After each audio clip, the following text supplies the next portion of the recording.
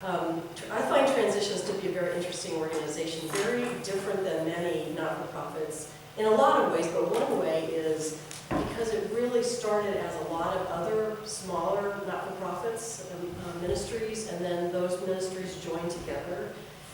That's kind of uncommon.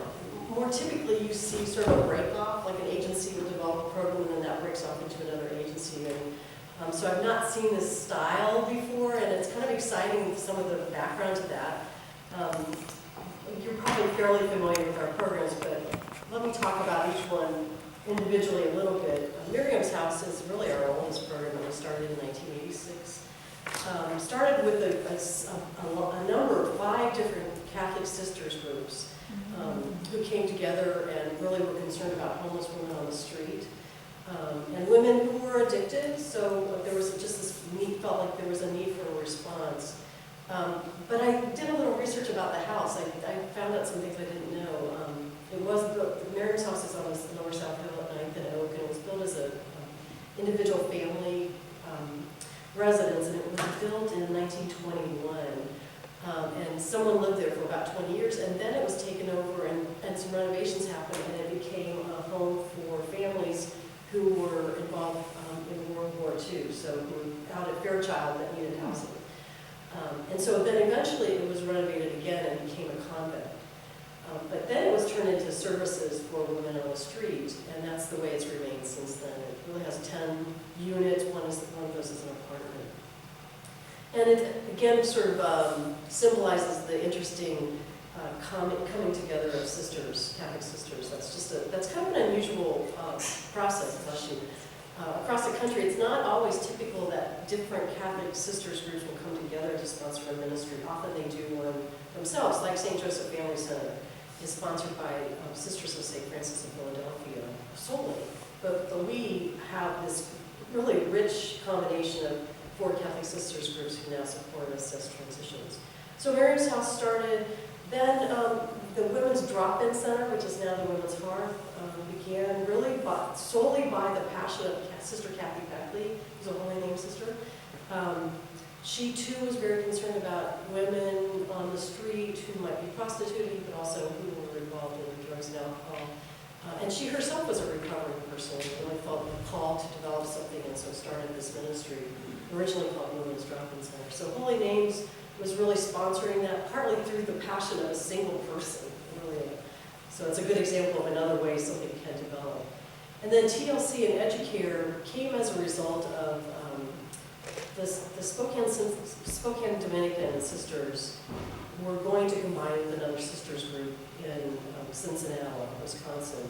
And so they were leaving Spokane, and they really wanted to leave a legacy here of their tradition and their support for the people in Spokane. And they began to look for a place to buy to start a ministry. And so they found a building off Northwest Boulevard, purchased it, and turned it into housing for single moms and kiddos. And also then Educare, which is attached as a child care center, a licensed child care center. So they really developed this response to moms and kiddos. And then, about 20 years ago, this year, those sisters groups decided that maybe it would be smarter to combine their resources and combine these ministries into one agency rather than having lots of different administrative structures, but also because they were very similar ministries. They were all directed towards women and children. It made sense to them to come together and pool their resources, and so they formed this organization, this ministry called Transitions. And that's just a really unique and very rich history, because those 4 sisters groups continue to support us till today and in the future, but also they give us our values and our mission, and they really inform a lot of the kind of ministry that we do. So it's a very interesting history, I think. Then what emerged out of the Women's Hearth was this focus on, we're a little bit concerned about public assistance, that people are not going to be able to rely on the federal government for resources indefinitely. And as we see with TANF or food stamps or any of those kinds of programs, often there are cutoff points. And so the Women's Hearth staff and the program committee of our board began to think about what might be a response to help people learn their own independence, but also gain income. And so they began to look at different social enterprise possibilities and did some significant research. And actually, I was looking at New Leaf began with hiring of Sister Sheila Fitzgerald, who's again a Dominican sister, and that was in '06. She did some review of different information and kind of consulted with people. They hired a consulting firm to help them. And they came up with the idea that we really are very good at welcoming folks. That's one of the transitions, I think, skill sets and tools. We honor people in a very individual way, but welcome them as who they are coming to us. And what better attachment to welcoming than food? Food. Food is good. Food, you know, you always want to have food at meetings, and it's just a sign of respect, but also care. So they began to look at the possibility of establishing something that might involve food, and New Leaf Bakery Cafe was born out of that desire to create something that would provide long-term sustainability and employment for people. And that's continued to this day, and both our cafe that's here in partnership with SNAP, we rent space from them, but we also have a partnership with Catholic Charities in that we use space at their building in a cafe sort of environment where people can get lunch or breakfast and eat right there. So that's continued our ministry, and then this project we're talking about today is an ongoing next step of how can we create a space for people to really have sustainability in their housing.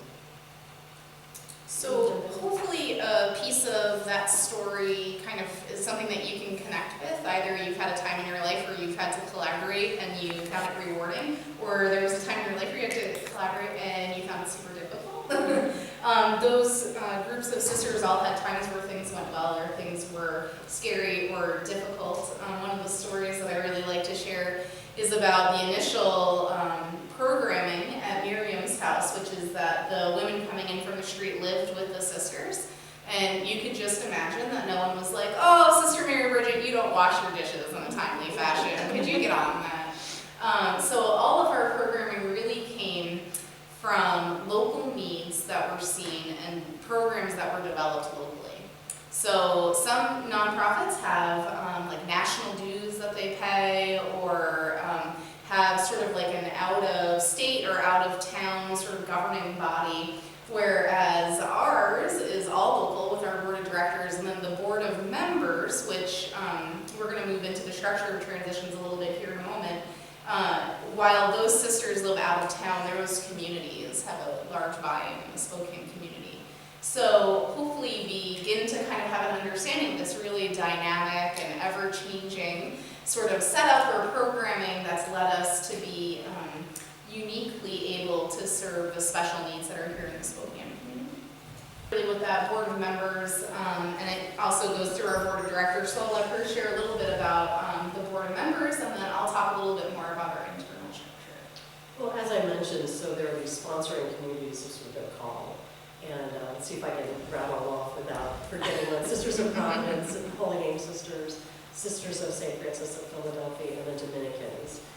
Hey. You always have extra cookie now. That was awesome. You know, I'm a good Protestant, so I have to work hard to remember these names. Yeah. And maybe the correct pronunciation of the Dominican sisters. They're in Cincinnati. But you could get away with just Dominican. Dominican sisters is good. Yeah, I think you're probably right. Yeah, and Cincinnati is the town in Wisconsin, yeah.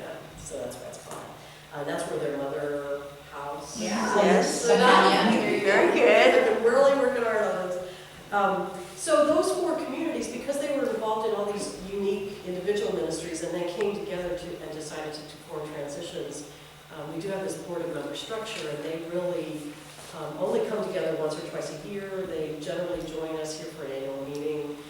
But their responsibilities are to look at property issues. If we were to start a new program or end a program, those are their decision-making responsibilities. And part of my job is just to keep them informed. So for example, even just on this permanent supportive housing project we're talking about today, I try to send an email every week just to update them on where we are. I'm a firm believer that when you have intense things happening, communication is really important. And I want them to feel comfortable about as we move forward.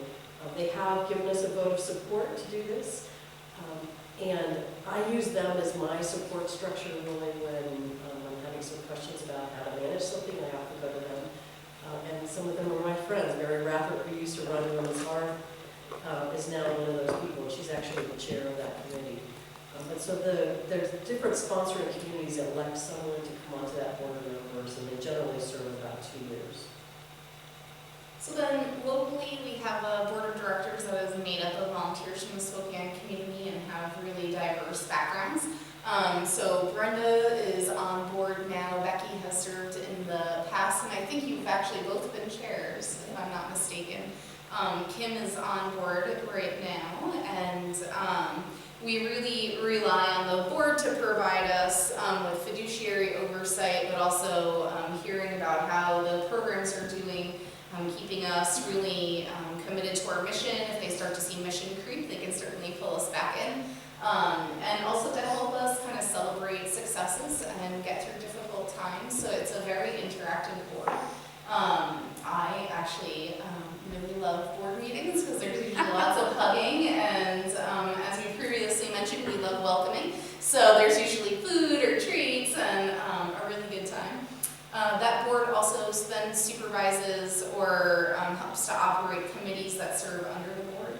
So those committees are really great ways to get initially engaged in transitions, and so we have started a capital campaign committee, and Brenda serves on that committee, as does Kim.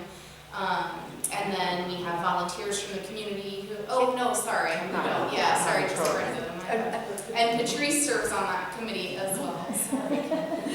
I just nominated you. There you go. And Kim serves on that committee. Kim, surprise! Other committees include a development committee, which obviously I serve on, and a finance committee, which Pat, our finance director, serves on, a program committee, a sponsorship and HR committee, and an executive committee that's made up of the executive branch of the board. And then internally, we have Edie as our executive director, and then a level of management that makes up our management team, which Edie is included on. It's a 7-person team, and we actually just had a big retreat yesterday to help with some team building pieces and some goal setting for the future of transitions. So if you want to make a contact within a program, I would suggest that you go with that program director level or that management team level so that we can ensure that you get a consistent and quick response. So if you know our email structures, which at the end of the day today, you'll get my business card if nothing else, and you have their names on that form, so you can just use the same format and you'll have their email address, and I promise they'll get back to you in a prompt manner. So it's the best way to set up a visit at any of our program sites, the best way to learn more deeply about a program, or just to say, hey, I want to order New Leaf Catering and I forgot how to do that. Could you help hook me up? And by the way, I'm going to need a cake that looks like a volcano. And then they'll make you a red velvet cake, so when you cut into it, it looks like there's a volcano. Is this true? That I did that, and they did it. Oh yeah, they were amazing. So any questions about that internal structure or why things work the way they do, or it's pretty straightforward. And I might add, you have that at a glance brochure, but that lists our values on the front cover. They really drive all of our decision making, and certainly our mission to end poverty and homelessness in Spokane. But those values of community and respect for the homeless, those and justice, those are the 4 values that we really are kind of our touch point. We often will say, how does this relate to those? Or even now we use in our evaluations for personnel, we have a piece where we always talk about the values. So they really are significant to us as we go forward with any decision making.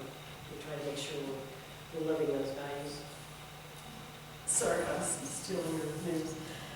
This project really, I want to go back a little bit in history.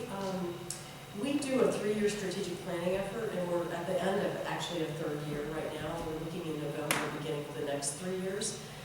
But so the previous strategic plan, so about 5-6 years back, we began to really think about the property at TLC. It's 2 acres. The TLC and Educare are on about a 4-acre plot, but 2 acres is undeveloped. And we began to think about what should really be happening with that property. Some of it emerged out of the expense of maintaining it, quite frankly, and it's very costly. From an ecological perspective, it's not really great to have a lot of grass like that. And it seemed to also from a value perspective that as a steward, a good steward of property and our own facilities, that it didn't quite make sense to have a large chunk of land like that was undeveloped that could be utilized in some other way. So we spent 3 years as part of our strategic planning team to really look at what would be the best use of that land. And we looked at lots of things and considered another social enterprise possibility. So we looked at goats, we looked at orchards, we looked at chickens and all kinds of things. Vineyard. Would there be? Yeah. What? Oh, well, orchard and vineyard possibilities. Yeah. I really wanted the goats. Winemaking was, yeah. Really wanted the goats. So we spent quite a bit of time looking at zoning issues, and this was actually before Spokane, just in the last couple of years, has made a change and allowed for animals within the urban areas. But this was before that. But we really looked seriously at the possibility of could we create something where women could learn a skill and then find employment from that. So we spent 2 to 3 years looking at that, and then this current strategic plan, we continued that effort, but we also added the effort of, or the goal of, what about permanent supportive housing? We've become more and more clear that what we do is tremendous, but also the move to what's called housing first, and really putting people right into housing is critical, and we'll hear more probably from Cindy about that. But that need of for transitional housing, we know we really benefit people who are fleeing domestic violence situations, people who are coming out of prisons or mental health facilities. But sometimes people can move into housing straight from the street, and it's pretty successful for them. And the data has sort of shown that. So we began to look at what's the possibility of thinking about permanent supportive housing on this property. And I'll be really honest, I think we avoided that for a long time. It was felt really scary and big, and personally I was in a little bit of denial about it. And finally we started thinking seriously about what could we do. Brought in Helen Martin really quickly, Ryan, quickly to help us look at zoning possibilities, and which is why we really came to cottage housing component, and he can probably explain more than I will about it, but really began to realize that it made sense to use this property in that way. It's in an infill in the city, which is kind of unique. You don't often have 2 acres in the middle of the city like that in a residential area that's underutilized. So we began to look at the possibility, and it makes total sense with what we do. Our mission is to work to end poverty and homelessness. We currently do that through transitional housing, through the drop-in center, through New Leaf. But we also already manage permanent supportive housing units generally off-site. We do have apartments, one at Miriam's and one at TLC, that a full-time resident lives there.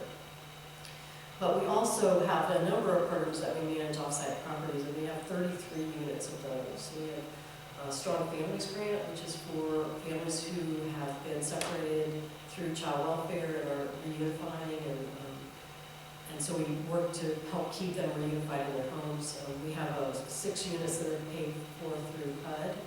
They're off-site. We have a case manager who works with them. And then we have another program called the Washington Family Fund that has 6 units off-site. So we have a number of programs already. We do this, but we haven't really owned the property, and so this is our first foray into that.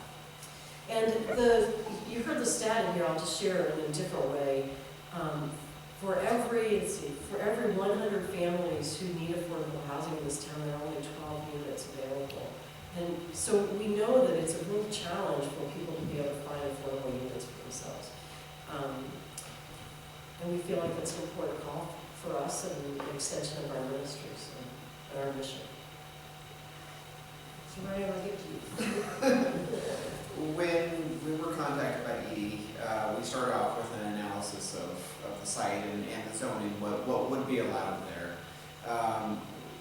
We started off if you just did standard single-family homes, how many could go on the site, and that's based on the number of lots that were originally platted there, and so we would be limited to, I believe, 12. Would be 12 single-family homes would be possible there if you were just to build a standard home. Then we looked at could we do a large apartment building, really maximize the number of people you could serve on the site. And that would be allowed, although neighbors would have quite a bit of say on that. There was a conditional use process that would have a lot of public involvement.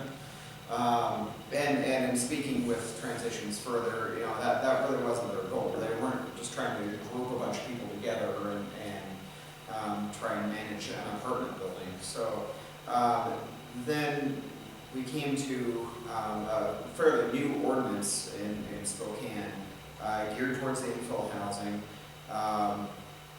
called cottage housing. This ordinance requires that you have more than half an acre of land, and with 2 acres, we're able to maximize it to be 24 cottage houses. It's a minimum of 6 per acre, a maximum of 12 per acre. So the project is kind of, technically it's split into 2 12 unit projects, but as a whole, as we proceed, I think it'll be one holistic project. So when you look at the drawings over there, you'll see some duplicity in some duplication in, you know, some of the open spaces and some of the parking requirements and that sort of thing. And that's simply because technically it's 2 projects and they have to meet certain regulations, requirements of this ordinance. It's a pretty precise ordinance. They have a lot of different things that they are requiring, which is a good thing. And there's a few that have been done in town, although I don't personally believe that they've been done terribly well. There's a requirement for open space, certain dimensions that go along with that. Around the open space, you're supposed to have your units that access them. Your units are limited to 1,000 square feet overall, and half of them cannot be more than 650 square feet on the first floor. You're required. Isn't it impressive? Look at these stats, yes. You're required to have open space for each unit. Each cottage gets its own yard, and there's minimum dimensions for that. There's separations in between the units that you cannot get closer than 10 feet between buildings. So, I mean, there's a whole series of things. You have to have a porch of 60 square feet, minimum dimension of 6 feet, and it should be oriented to either the street or to the open space. So there's a lot of ins and outs on making this all fit.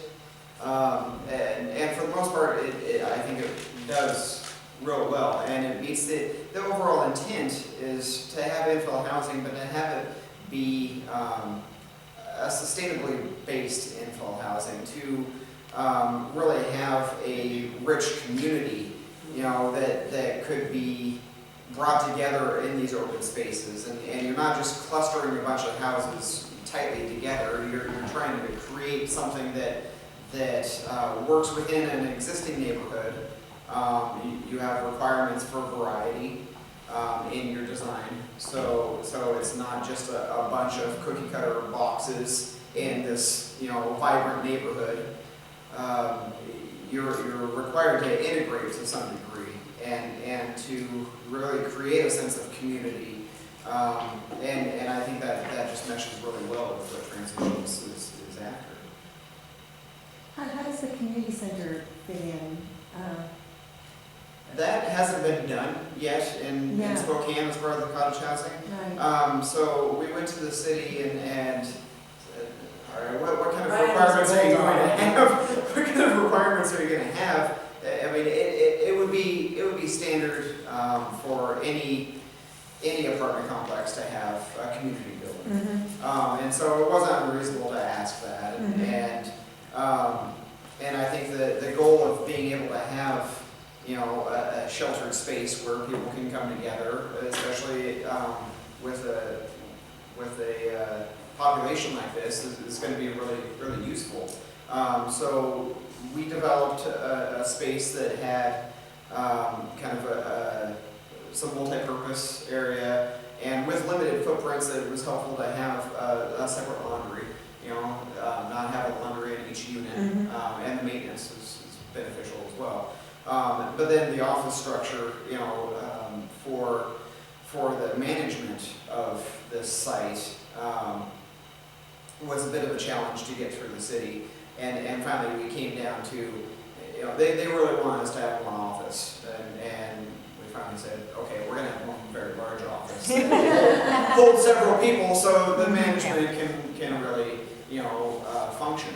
Yeah. And I think that's all gone pretty well. The city is really for this project and would like to see it. And I think everybody would like to see it take a few more steps than what is existing in town and really work towards a more sustainable environment. We're looking at options for solar panels, for different energy efficiency methods, different, sustainable methods as far as the landscape goes. There's a lot of green shown there, but that's just to show landscape and open area more than it is grass necessarily. Certainly, I think we're going to have our play areas that will be a turf, but I think we can break them up enough with some more drought-tolerant plants, and so you're not dumping a lot of water into this landscape. I have a few questions. Okay. First, I've heard wonderful things about you. We actually, my husband's the money now, and when we read the 150 per square foot, we're like, whoa, because we have a LLC back east, we've done development, small scale development. So we were like, whoa. So it was actually the architect, that he looked at your plans, and we had very wonderful things to say about you. And much to my chagrin, the numbers are true numbers. Yeah. Just because of federal involvement, prevailing wage, Yeah. everything that, it's just too bad. Yeah. It's just understandable. But anyway, with that said, I have a question as far as, you had mentioned the surrounding community, we have in a large building. Has there been an outreach to the surrounding homes? Are they aware of the project? Are you at that point yet? We're really not. We are this summer, though. She's put together a communication plan. Okay. Really this summer, our first group really is the garden people. We have a community garden on the property that will need to be moved. Okay. And so we have some plans to speak with them. But that's partly why we just got these drawings this week. Okay. That's what it is. It is. And we kind of came to a conclusion that we didn't want a lot of involvement in the design because of the cottage Correct. housing ordinance. It sort of follows to certain expectations, but we do want them to be aware of what we're doing and to give input about. To be part of the process. Yeah. And that brings me to my second question. If there is some resistance in the community, because there very well could be, everybody is open to certain things, and this is their input. One of the things that community will do in programs that I've been involved with, at least back east, is they kind of latch onto property and traffic. That seems to be the one spot they go after. So my question is are these units the size that they are one or two car units? One car unit. So they will be limited to one car. Yeah, it would be no different than if this were a standard thing. So we're just talking 24 extra cars and things, they don't have anything there. So that's just my question. And then. And I'll also mention to that, Patrice, we don't allow people to have cars on our current housing Correct. property unless they are licensed and have insurance. Correct. So that's one way that we kind of make sure that there's not just abandoned vehicles on the property or control that. And then it's also very uncommon for these families to be able to afford vehicles. Correct. So what we're actually planning on is that bicycles and things would be the bigger issue for our Right. property. So we're trying to find creative ways for people to be able to store bicycles and things at their home. So we've heard that question or that issue before, and that's kind of some of the controls that we currently have in place and also some of the plans we have. Yeah, because that's the easy, for any type of negative input or any type of hold, that is the first place that people go to. Right. Because it's the easiest place for them to go to. Right. But with it being more permanent housing, I would think that they would likely be able to afford a car because they would be more self-sustained in the home. So that's that's the goal. So I guess that's just really what I wanted to ask. And then, as far as I'm so sorry, I have a lot of questions. And then as far as the, going green, as part of our project at East, I know there's a lot of federal money. With that, is that something that your organization will do grant writing for, or would we be the, Yeah, you should do that. I hope so. And for overall site improvements, I didn't talk. Hemlock currently is a unfinished road, not paved, no sidewalk. And we are required, because our project borders that street, we're required to pave it and put in a sidewalk. So those are a couple of, but that's how it becomes public. yes, That's interesting. that city of Spokane. It's village office. Who maintains it thereafter?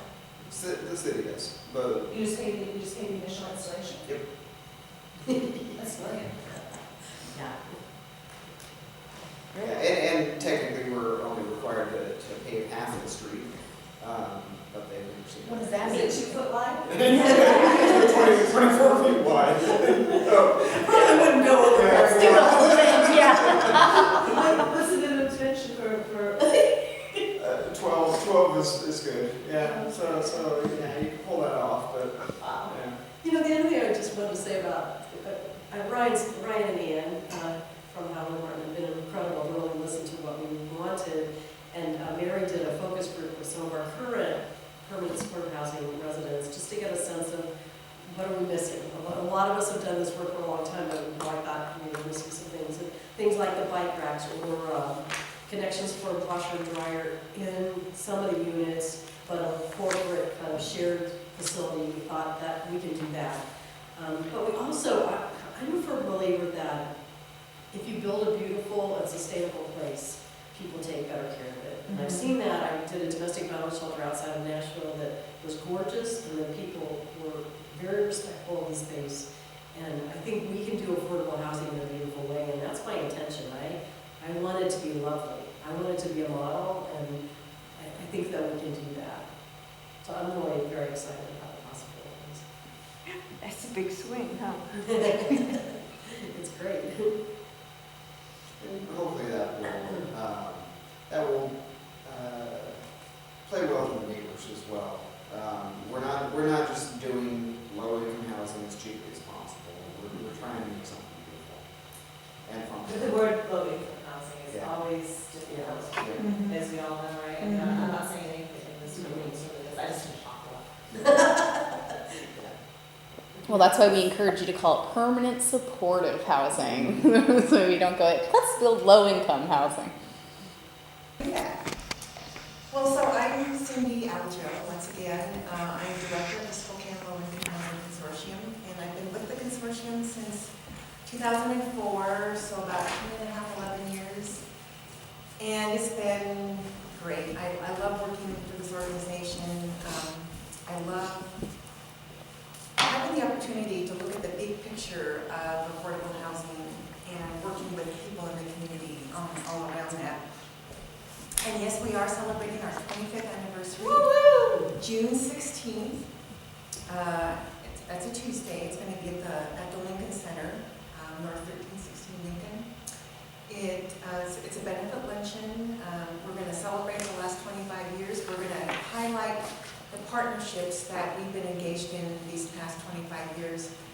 The consortium was actually born out of a partnership of people, and so we're talking nonprofits, we're talking public entities like the city and the county, and we're talking businesses that came together, formed the Greater Spokane Coalition Against Poverty in the late 1980s. Say the name again.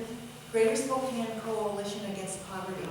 Yeah, in the mid to late 90s or 80s, and they formed various task forces to look at the different facets of poverty, and so there was a housing task force formed, and it did some research and made a recommendation that there be a mechanism created that could collectively advocate for affordable housing and fill the gap that had been identified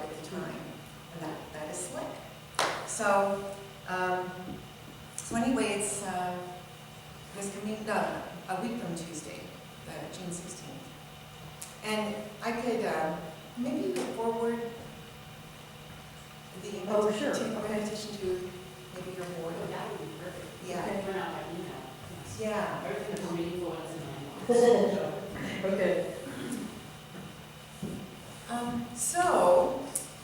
I'm really excited about Transition's proposed project here, and I was asked to talk about the affordable housing market in Spokane County, so I hope I'm covering the kind of information that you need. A lot of the information that I'm going to provide has already been touched upon a little bit this morning, so I'm just going to fill in a little bit more. So the first part here is the housing needs of our local citizens, and there's no shortage of data that support the fact that we need more affordable housing in Spokane County. Some of the data that Edie and Mary were quoting or used as resources came from a 2015 Washington State Housing Needs Assessment that was commissioned by the Department of Commerce at the state level and the Housing Finance Commission. And it's turned out to be a great assessment. It's being well used across the state, and some of my stats are from that same assessment. Some of the other places that I've looked that verify and support the fact that there still is a gap in the availability of affordable housing. So we have the 2013 American Community Survey reveals that over 27,000 households in Spokane County have incomes of less than $15,000. That's not very much household income at all. The affordable rent for them would be $375. And so the local average rent of $596 for a one-bedroom is way out of their range. It's very, they would be very tax burdened if they had to pay the full rent. Some of them do. So what do we have in Spokane County? Well, we have approximately 8,000 publicly financed quality affordable rentals. And hopefully Transitions will be joining that rank, adding their 24. So these are, so SLIC members collectively have developed 3,700 affordable rentals, so that's a good portion of this 8,000.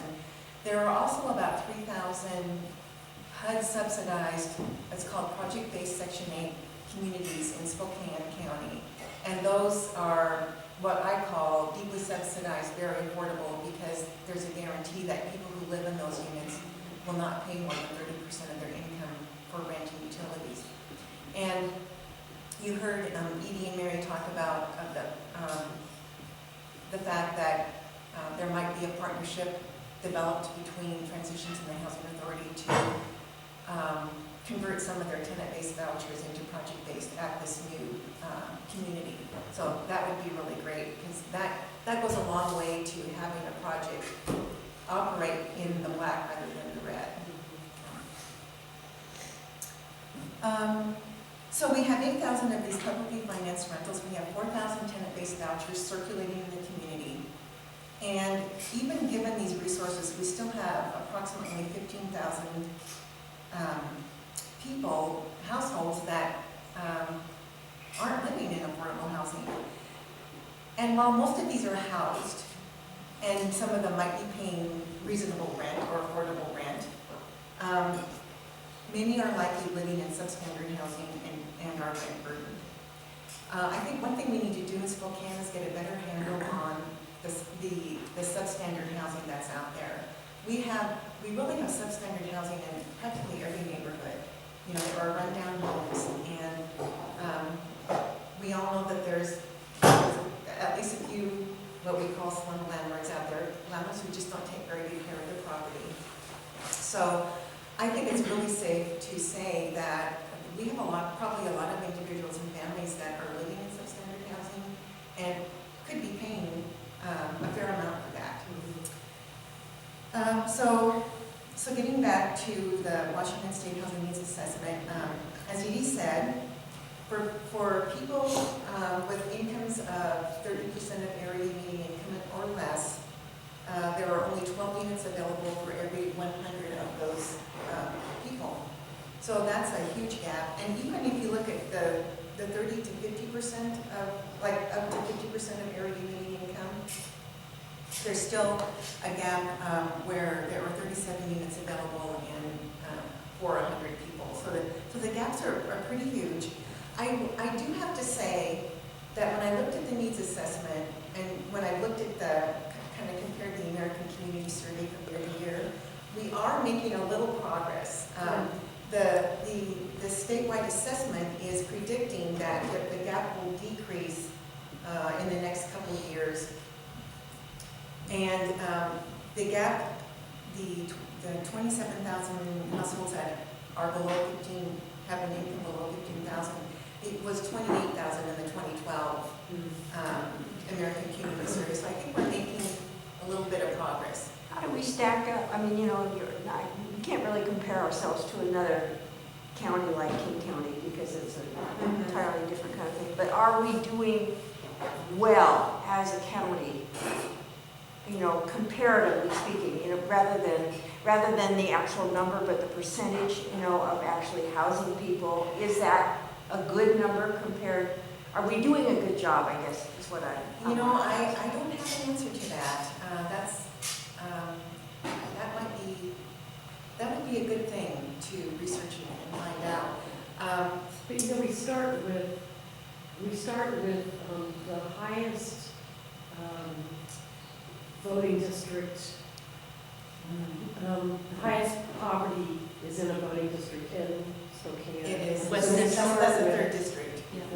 this really low income population already. And so I think that, I don't know if that doesn't really answer the question, but I think we start at a base that's very, you know, with need. You know, affordable housing really is, I look upon it as a coin.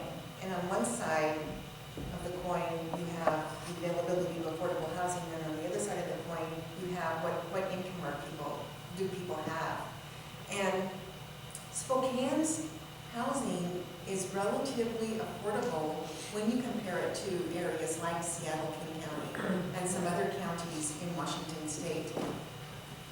Our wages are also lower than other parts of the state. So, and that's the challenge. You know, we still have relatively low wages, and we lack affordable housing. So There's a deer visiting here. We're near nature, near perfect.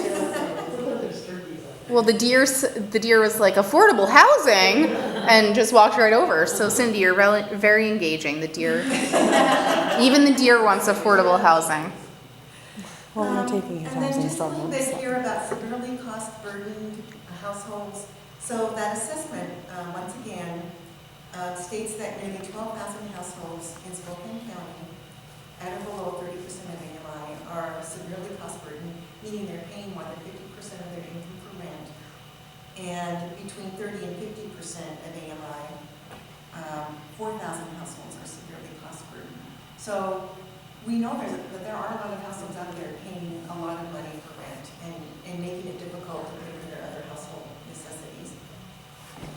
And then one of the things that my organization does is conduct a semi-annual rental survey, and it's just of SLIC members, but we survey literally every single 3,700 of those units. We send it out to the developers and owners, our members, and we ask them to tally the vacancy rate for a particular month and ask them to send the information back. And so You are now Rainmaker. I am now Rainmaker. You're on Explain It to Your Grandma. Yes, you're going to explain it to your grandma. Yeah. So, one of the ideas that's popular in marketing is niche marketing or niche marketing, depending on if you grew up on the East Coast or the West Coast. Or to French. Yeah, or to French. So I'm going to say niche because I'm from New Jersey and that's how we roll. So you feel free to call it whatever you want, and I'm going to say niche. There you go. So niche marketing is the idea of what makes us unique and special, and who is our niche market? Who are we trying to get to buy in to this project specifically? So you had the opportunity to hear about transitions as a whole, and then we started to narrow it down, right? So then we talked about we first talked about our history, then we talked about our current structure, and then we talked about this program specifically and the reason why it exists. So we brought you down from a big top of the funnel picture and then helped you narrow it down. The first sheet that you have in your afternoon packet has some colored numbers on the front of it, and I think it goes 1 through 5 on the front. This was to develop, 1 through 6 on the front. Ow, tough crowd. This was our grant writer, or private grant writer's attempt at creating her niche. So when she looked at this project and tried to funnel it down to the tightest that she could, this was her niche. This is what she developed as her document. So I'm going to give you just a couple minutes to kind of look that over. And I'm going to get my water bottle.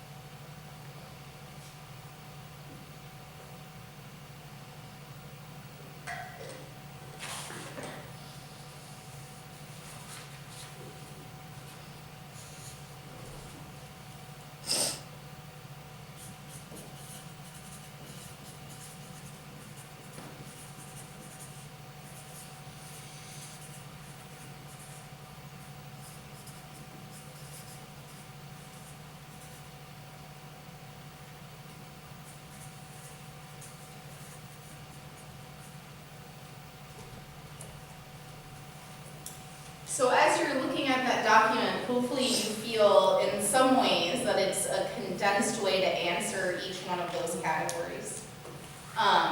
If you have had the pleasure of meeting our private grant writer, Carlene, you'll know that she is a little bit amazing, but is really in love with her nerdy data side. She's very data driven. So every once in a while I have to remind her that the outcome of the project is actually those families or those individuals who are going to move into the house, not the actual housing as the outcome for the project, which I think is what we're kind of touching base on. Having that money slide at the end, it really just looked like it's just about this money, not about the services or the outcome or those families. So even sometimes I miss the mark on that too, right? So really bringing things down in a way that you can simplify it for yourself or in your own mind. So at the outset, it's good to think about what is the really broad spectrum that transitions covers. So you can think that transitions is about homelessness. You can think that transitions is about women. You can think transitions is about children. You can think that transitions is about poverty. You can think that transitions is just about transitional points in life. You could have this really wide understanding of what transitions is about. And then as we get towards the programs that we do, then hopefully you'll understand that our mission statement, kind of bringing it down one level in the funnel, is to end poverty and homelessness for women and children in Spokane specifically. And then taking it one more level down the funnel is then saying, so to do that, we're going to build 24 houses, right? So that's taking us further down the funnel. Then it's good to think about, well then who does that appeal to? So who might be the person that we're gonna say, oh, well we know for sure that this is our market. And before you go today, you'll get, or in your packet now, you have a list of people who are current supporters of transitions. And so that really broad kind of idea are people with expendable dollars. And I have awesome handwriting, so you're welcome. Generally people who in some way have a rich spiritual or religious life of their own. It might not be Catholic, it might be Christian, it might be atheist, and they just know you have to do right by people. It could be Hindu, and their karma is they want to be housed in all of their future lives, and so they want to provide housing now. So some form of spirituality or religious drive, right? And then the other thing that we often will see is people who have a specific interest in just women and children in general. So it might be a feminist spin, it might be I was raised by a single mother, it might be when I had my daughter, my life changed, but whatever it is, there's some kind of female characteristic in their life that they like. So that's kind of the broad spectrum again of what our market looks like. Then as you come down in that funnel, the next level of the funnel is, Quick question oh, around yeah. the market, you're including corporate also in that? Yes, and even with our corporations, we've seen this to be true. Yeah, this is the same pattern that we have. So then as the funnel comes down further again, we've seen that most often someone has had an experience of homelessness or a tragedy or trauma in their own life, which helps them connect to the women and children that we serve. And then if you take it down one more time again, they tend to also give to causes that support women and children. So they may not have necessarily given to a cause that had a spiritual or religious base, but most often they've given to a cause that supported women and children before. So that kind of helps us to kind of funnel down, right? So we know who to look for. The really big perk to being at Transitions is that it's a well-established program in the community. We're not starting from scratch. We have a wide breadth of donors who, some of whom have given since 1986 when Miriam's House opened. We have a really strong base of pledge supporters, so people who make a long-term financial commitment to us. Cindy is actually a great example of that. I felt comfortable asking Cindy to come and present today with no payment, mind you, because she pledges to Transition. She makes a monthly gift to Transition, so I knew I could go to her and she would go, yeah, I know all about your mission and I love what you're doing, and by the way, could I come for an extra hour or two because I want to hear more deeply about your program. So we've got an existing example of our niche. People in this room are an existing example of our niche, right? It's no mistake, all 5 of us, it's no mistake that Becky was here. Yes, that's right. But it's no mistake that Becky was here, right? So when we look back over the history of Transitions and we look, who brought people into the mission, who brought people and got them deeply involved, Becky is one of those people. She's awesome at going out and helping to get people down into the bottom of this funnel, getting them down into the people who are going to go, I love your niche and I want to be part of it. So what I want to spend some time doing is having you come up with what is your niche with this project? What do you love about this project? And I'll tell you that I'm an ultra emotionally sensitive person, so should I begin to cry during this conversation, don't take it personally. But I take my job super seriously, but I also like to have some fun with it. And if you've ever been to Bon Bon, it's at the Garland, and it's a really lovely, quiet spot where you can get a craft cocktail. And I decided to have a glass of wine at Bon Bon and read the feasibility study. I felt like I really needed to get the feasibility study in my brain. And I couldn't do it in the office, and if I'm at home, my cat's gonna walk on it, and just the whole thing. And I read through the feasibility study, and I was like, wow, like these are a lot of numbers, and I don't know if we're gonna go with budget A, and I don't know if we're gonna go with budget B, and I don't. And for me, it boiled down to everyone deserves a home. And for some people, the best home is going to be in a large community. And for some people, the best home is going to be in their own private house. And for some people, the best home is in an apartment complex, and whatever that is. But in Spokane, there are not enough homes for families to move into. And I've had the opportunity to connect with women and children that we serve and to see them on the day they're moving out and just see how terrified they are and to think how sad they are to leave the Transitions family. So for me, the funnel, the bottom of this funnel for me is that everyone deserves a home. And that's it. If I had to call my grandma right now and ask her to invest in this project, I would say, Grandma, I want you to invest in this because I know everyone deserves a home. And then I might need to tell her more about the project, right? We're gonna have 24 houses. Yes, they're gonna have support services. Yes, the therapy animals will have a place to pee. I mean, whatever somebody wants to ask you about it, you need to have that big picture too. But you need to know what this point of the funnel is for you. Because even if you're not going to do a dollar ask, even if you need Edie or I to sit next to you and say, and now I'd like to ask you to make a $10,000 pledge for the next 3 years, someone's going to connect to you saying your funnel.